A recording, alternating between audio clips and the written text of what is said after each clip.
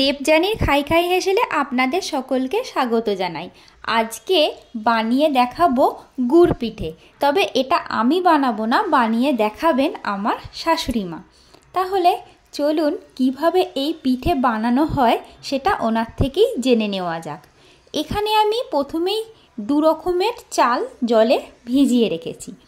প্রথমে আমি নিয়েছি এটা আতপ চাল, যেটাকে আলো চাল বলি আমরা বাংলায়।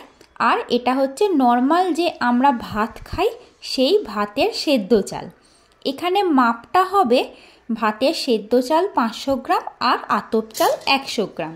আমি এখানে ভাতের সেদ্ধ চালটা প্রথমে পেস্ট বানিয়ে নেব।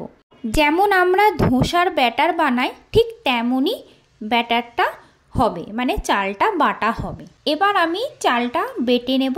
প্রথমেই বলি ভিডিওটা স্কিপ না করে প্রথম থেকে শেষ পর্যন্ত দেখার অনুরোধ রইল।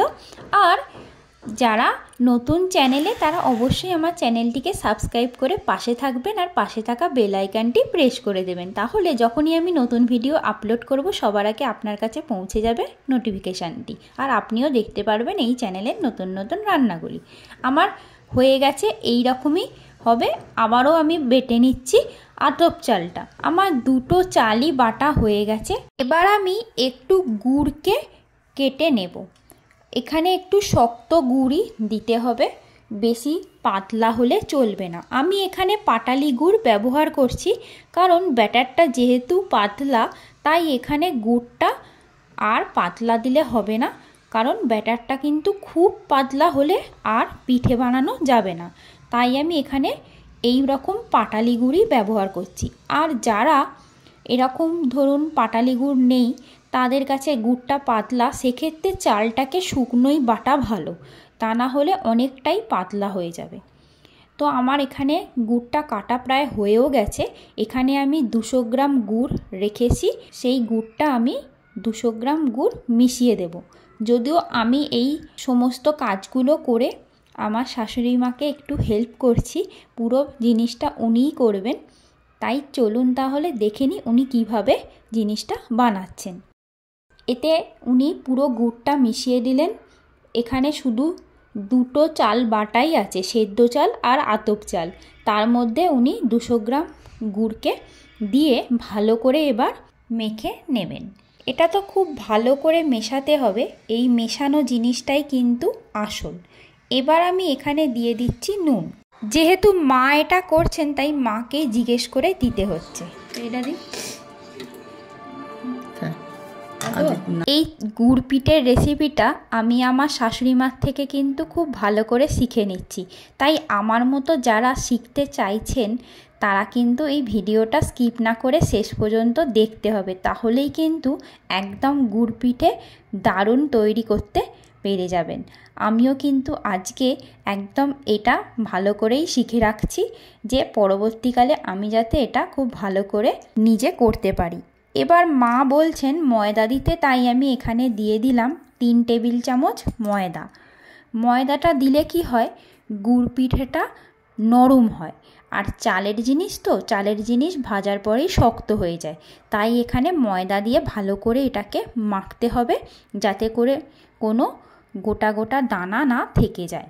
তাই মা এটা খুব ভালো করে হাতের সাহায্যে মাখছে।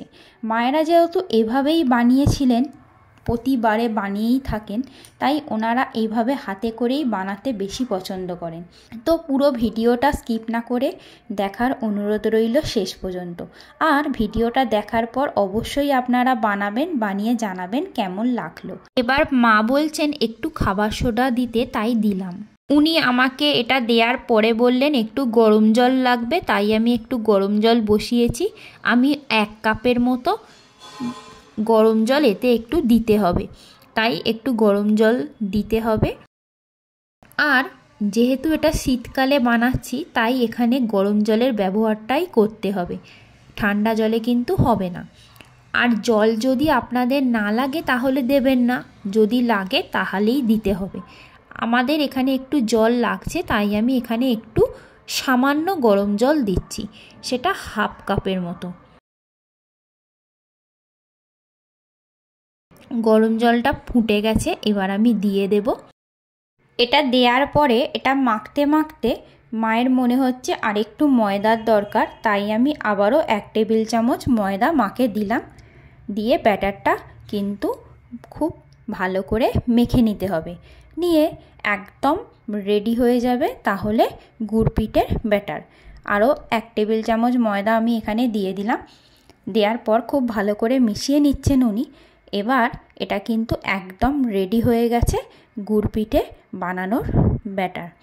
এবার আমি আস্তে আস্তে তেলটাকে গরম করতে বসিয়ে দেব। আমি এখানে দিয়ে দেব 500 গ্রাম সাদা তেল। সাদা তেলেই কিন্তু এটা ভাজা হবে। 500 গ্রাম সাদা তেল আমি দিয়ে দিলাম। তেলটা গরম হবে, খুব গরম কিন্তু তেলটা হবে না। আর একটা কথা বলে রাখি, ব্যাটারটা কিন্তু গোলার পর 1 ঘন্টা ঢাকা দিয়ে রাখলে ভালো। অলরেডি একটা মা দিয়েই দিয়েছে। দেওয়ার পর এটাকে খানিকক্ষণ হতে দিতে হবে। তারপর এটা আপনা থেকেই একটু হালকা করে উল্টে দিতে হবে। এক পিঠটা গোল্ডেন ব্রাউন হবে আর অন্য পিঠটাও গোল্ডেন ব্রাউন করে ভেজে তুলে নিতে হবে। এই পদ্ধতিতেই প্রত্যেকটা পিঠে তৈরি করা হবে। পিঠে তো তৈরি হবেই, এর সাথে সাথে আমার একটা খুব পুরনো দিনের গল্প মনে পড়ে যাচ্ছে। আপনাদেরও কি তাই মনে হচ্ছে? আমার তো এই পিঠের সঙ্গে একটা খুব প্রচলিত গল্প মনে আছে। যদি আপনাদেরও মনে থাকে তাহলে আমাকে প্লিজ কমেন্ট বক্সে কমেন্ট করে জানান গল্পটা কী ছিল। এই পিঠে ছাড়ার আওয়াজটা কিন্তু আমি শুনিয়ে দিয়েছি, তারই সঙ্গে কিন্তু গল্পটা যোগ আছে। তো গল্প করতে করতে আমাদের অলরেডি একটা পিঠে কিন্তু ভাজা হয়ে গেল। দেখতেই পাচ্ছেন কত সুন্দর তেলের ওপর ভেসে উঠেছে। ঠিক এইভাবেই কিন্তু পিঠেগুলো ভেজে নিতে হবে। আপনারা আপনাদের খুন্তির সাহায্যে এটাকে উল্টে দেবেন। এটা গেঁথে দেওয়া হয়। মায়েরা এরকমই খুন্তির পিছন দিক দিয়ে করতেই ভালো পারেন। মানে মায়ের এটা অনেক বহু পুরনো দিনের একটা খুন্তি ছিল লোহার, সেটাই মা এই পিছন দিকটা দিয়ে এটাকে এরকম গেঁথে দিয়ে কড়ার সামনে রেখে দেয় যাতে করে তেলটা ঝরে যায়। তো আপনারা আপনাদের মতো করে তেলটাকে ঝরিয়ে নেবেন, এটা কোনো পদ্ধতি নয়, আমি সেটা বলেই দিলাম। এবার এইভাবে যেরম করে মা একটা একটা করে ছাড়ছেন পিঠে তেলের মধ্যে, ঠিক এইভাবেই করতে হবে। আর এই সময় গ্যাসের ফ্লেমটা একদম লো রাখতে হবে। তেলটা কিন্তু খুব বেশি গরম করলে চলবে না, তেলটা একদম গরম অল্প থাকবে আর গ্যাসটাও কিন্তু একদম কমানো থাকবে। পিঠে তো সবসময় জানেন খুব ধৈর্যের কাজ। এই একটা একটা করে পিঠে তৈরি করতে অনেকই সময় লাগে, তাই পুরো ভিডিওটা তো করে দেখানো কোনো দিনই সম্ভব হয় না। তাই আমি কিছুটা কিছুটা করে আমি দেখাতে চেষ্টা করেছি। এইভাবেই পিঠেগুলো এক এক করে মা ভেজে তুলে নিচ্ছেন। এক এক করে পিঠে ভেজে তুলতে প্রায় অনেকটাই সময় লেগেছে। আপনারা সবাই জানেন পিঠে করতে অনেকটাই টাইম লাগে। চলুন মায়ের মুখ থেকে কিছু কথা আমরা শুনে নিই। মা, তুমি আজকে যে পিঠেটা বানাচ্ছ সেটা কি পিঠে? গুড় পিঠে। এটা কে খেতে সব থেকে বেশি ভালোবাসে? বাবা, বাড়ির সবাই খেতে ভালোবাসে, করলে তো সবাই খুব ভালো।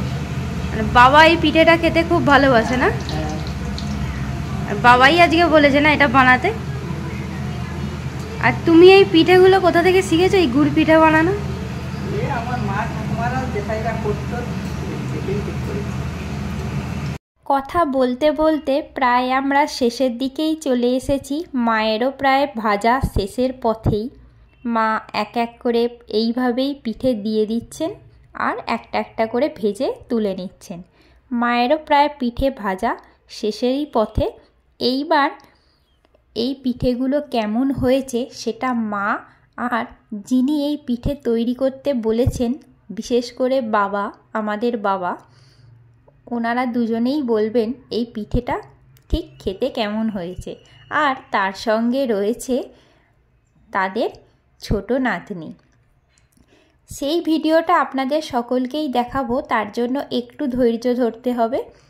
কিছুটা আরও বাকি আছে, সেগুলো সব ভাজা হয়ে গেলেই একদম আমি দিয়ে দেব। আজকে রাত্রিরের ডিনার বলতে পারেন এটাই। পিঠে বানানো তো আমি দেখালাম, তার সাথে সাথে আপনাদেরকে আরও একটা কথা মনে করিয়ে দিতে চাই, যারা চ্যানেলে নতুন বন্ধু তারা অবশ্যই আমার চ্যানেলটিকে সাবস্ক্রাইব করে পাশে থাকবেন আর পাশে থাকা বেল আইকনটি প্রেস করে দেবেন। তাহলে তো যখনই আমি নতুন ভিডিও আপলোড করব সবার আগে আপনার কাছে নোটিফিকেশানটি পৌঁছে যাবে আর আপনিও দেখতে পারবেন এই চ্যানেলের নতুন নতুন রান্নাগুলি। আরও একটা কথা বলতে চাই, যদি আপনাদের কোনো রান্না শিখতে বা জানতে ইচ্ছা করে তাহলে অবশ্যই আমাকে কমেন্ট বক্সে লিখে জানাতে পারেন কি রান্না বা কী ধরনের রান্না আপনারা দেখতে চাইছেন। আমার ফেসবুকেও একটা পেজ আছে দেবযানীর খাই খাই হেসেল নামে, সেখানেও আপনারা গিয়ে আমার রান্নাগুলি দেখতে পারেন আর ফলো করে রাখতে পারেন।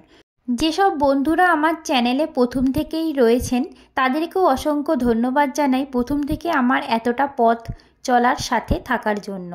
অবশ্যই দেখতে থাকুন দেবযানীর খাই খাই হেসেল ইউটিউব চ্যানেল, দেবযানীর খাই খাই হেসেল ফেসবুক পেজ।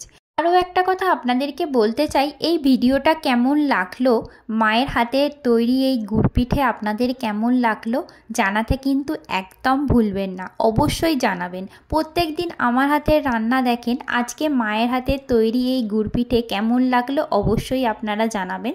আমার কিন্তু একদম শেষ ভাজা হয়ে গেছে, দেখতেই পাচ্ছেন পুরো থালা একদম ভর্তি হয়ে গেছে। টুকটুক করে কিন্তু লোকজন আশপাশ থেকে এর মধ্যে থেকেও একটা করে তুলে টেস্ট করেছে। এবার আসল যারা বলবেন কেমন হয়েছে শুনে নিন তাদের মুখ থেকে। কেমন গুনগুন? ভালো খেতে। খুব ভালো খেতে? হ্যাঁ, খুব ভালো। এবার মা বাবা বলবেন কেমন হয়েছে গুড় পিঠে।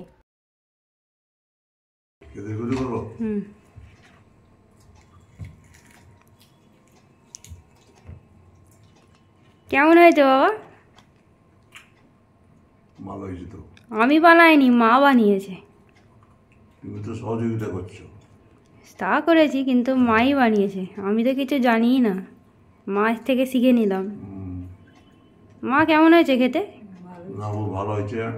তুমিও তো বানিয়েছো পরে। আমি ময়দা আর সুজির দিয়ে বানিয়েছিলাম, চালেরটা কোনোদিনও বানাইনি। গুনগুন ভালো হয়েছে? কেমন হয়েছে? খুব ভালো খেতে। মা কেমন হয়েছে? ভালো হয়েছে। আপনারা খেতে থাকুক, ভিডিওটা তাহলে এখানেই শেষ করছি, আবারও দেখা হবে নতুন একটি ভিডিও নিয়ে। Thank you.